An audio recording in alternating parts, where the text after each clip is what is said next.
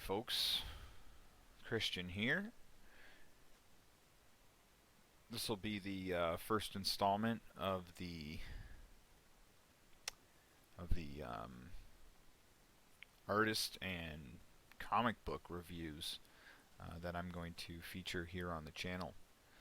It's the other things that I'm doing for you people as well. Amidst everything else amidst all the other creative posts and material on the website here, on the YouTube channel. So these segments will basically be me going through books and looking at artwork, talking about the artists, talking about fun facts,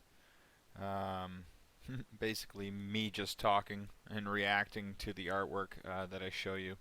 But I can tell you I've studied all of these pieces many a time throughout my career, and I continue to go back to them to look at the line work, to look at the storytelling, to look at the panel layouts, the page layouts, you name it.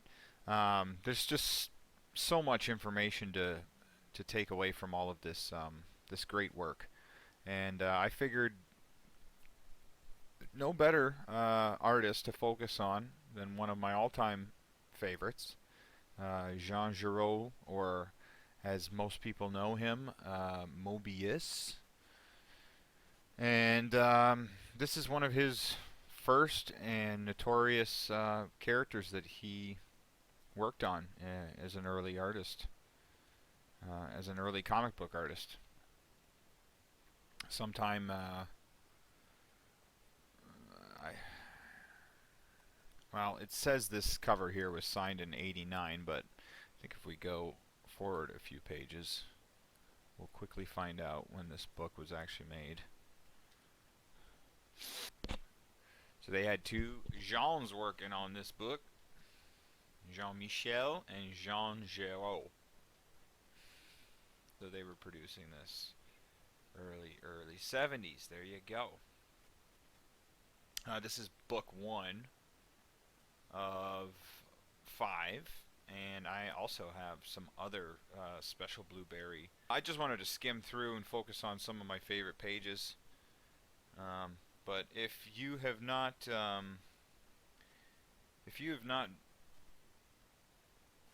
discovered Moebius or Blueberry, his notorious Western, then it's high time that you got into it, man. So this is Blueberry Book 1, Chihuahua Pearl, okay?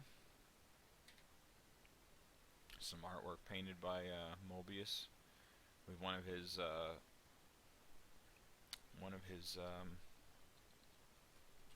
he had a multitude of signatures that he'd sign his work with. There you go. Gir, as in Giraud. French guy, obviously. So, page 1. I think I'll focus on like 5 pages for each of the books here. It should take about 10 minutes to get through this video. I won't keep them too long. I just want to get your eyes open to stuff you haven't maybe seen before. So if we look in here, I believe a lot of this work was done with brush, and I can't recall. I should have went back. Actually, let's do it real quick. Let's see if he did the colors in here. Yeah, he did the colors. Alright, so he did the pencil, inks, and the colors. Produced all the artwork. Now, I came to learn of Blueberry a little later on, after I had discovered Moebius. I had discovered him more through his sci-fi work in Heavy Metal magazine, or Metal Hurlant. I'd stumbled upon a couple of those magazines in my late teens, and actually I think I was just stumbling upon heavy metal magazines, but they were doing you know, odes to Moebius, and they were tipping their hat to him in one of the issues that I had, and that was the first time I'd ever seen his work. And I mean, he's one of many who drew this way back in the day. This style of this book right here borrows a lot from that style you would have seen in pulp, romance, and noir comics back in like 1920s, 30s era. But you know, Moebius, he's got a really natural way of moving his characters around, and I don't know. Everything I've ever seen of his has never been stiff. It's always a little rooted in cartooniness, where some of the exaggeration in the posing and expressions in the characters' faces are concerned. But overall, everything is really rooted in, you know, actuality. So the scale of things, the proportions of things. He's really good at drawing rocks, as you can see. If you learn anything about Moebius, you learn he spent some time in his life in the desert in the United States, and it pretty much influenced a lot of this artwork to come out of him. Another big thing I love about Moebius's work, and you'll see it in the other pages I'm going to show you, is always the sense of scale. He always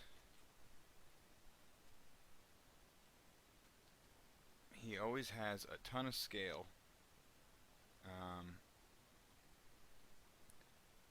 that he shows off in his work. Lots of action. You know, the way he draws animals, people, everything. All believable, all accurate, you know. The coloring in this it's muted and flat, right? But even the coloring being the way it is, the drawings are so strong that as long as he's contrasted certain colors against others to show what he's drawn, the horses, everything that's you know, closer to the camera versus what's further in behind, all that crazy painterly hatchwork that he's done in behind, up in here, behind there, all the smoke and special effects in the foreground and stuff. I don't know, he just nails it. This will be the last page we look at from this book. But yeah, you know, every character is oozing expression, and then obviously when you read the story, it all goes hand in hand.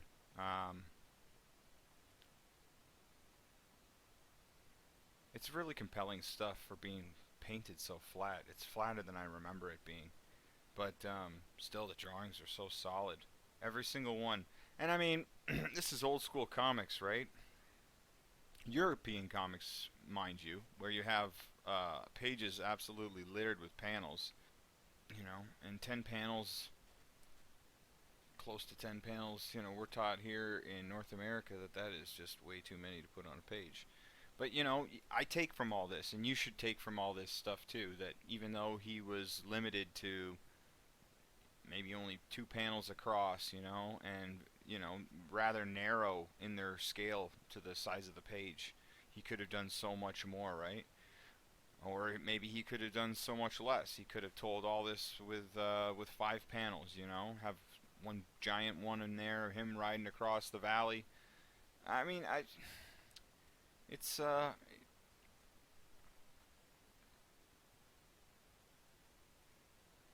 it was the way they were doing it back then, and honestly, I still think it's effective. For my own comic book, I probably wouldn't go that route. I would probably stick to something between, you know, modern Marvel and DC, and like you know, a little mishmash from maybe the Image days, the way the Image artists used to lay their pages out. But still, it's not to say that the way Moebius and the way they did it back then wasn't effective. And you'll see this through all of Moebius's artwork, through Blueberry to the next example I'll show you. He never really strays from this kind of a page layout. But, you know, you can show everything using it. And like I said, once you read the story, you know, it all works hand in hand. You have to give this one a check out, okay? Chihuahua. What is it called again?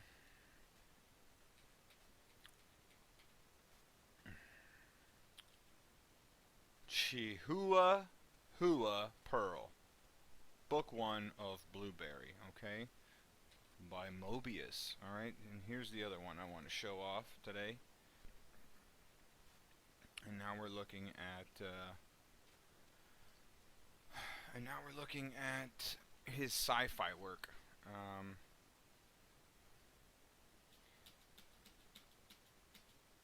So I believe this is Upon a Star, which is actually part of a book series, no, a compendium released not too long ago called The World of Edena.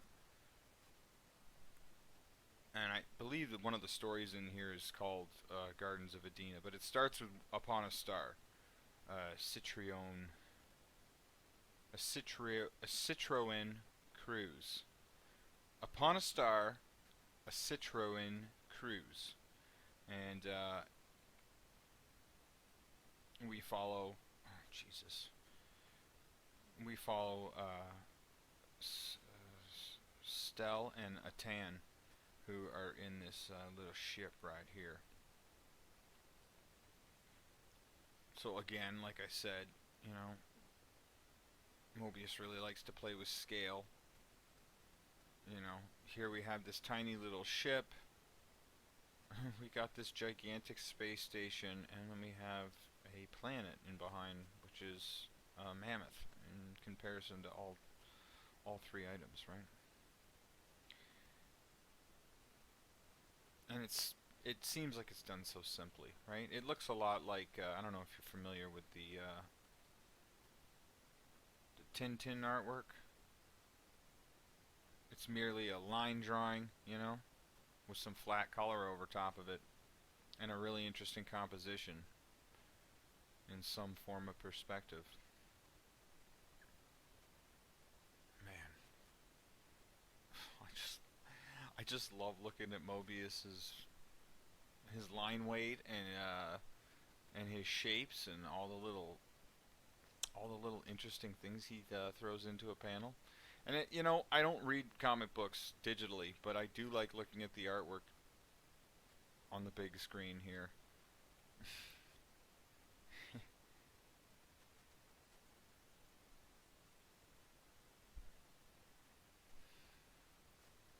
Simple, right?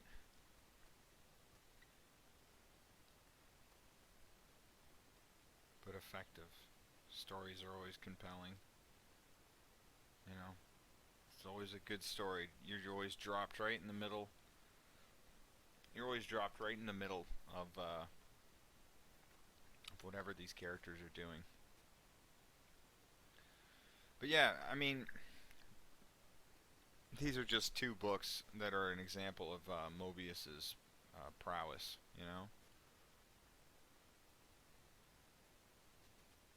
these are just two examples, Blueberry and Upon a Star, that kind of give you some insight into how Moebius draws. You know, and I want to give the Inkle a reread and then do a review video of the artwork and storytelling in that book. Maybe focus that video a little more on the actual storytelling without giving too many spoilers. I want you people to all go and find these books and read them yourself. So it's crazy to see, right? What we were seeing before there with the Western artwork in Blueberry, and what you see here with the sci-fi artwork, and kind of the range that Moebius has. I definitely recommend going and checking him out if you're looking to get into comic books and spend some time one day at a convention talking to editors and artist pros. You drop Moebius, and I guarantee you'll start up a conversation with somebody. So, anyway, folks, I got to keep these videos short. I'm already going on, looks like 17 minutes. I'm going to cut this down, make it a lot shorter. Hopefully, you enjoyed checking out these two books with me. I recommend going out there and finding them. I'll link them in the description on Amazon or something, because they're just so damn cool. Anyway, hopefully that's some inspiring stuff. Get out there and start drawing, people, and start reading more. Have a good day.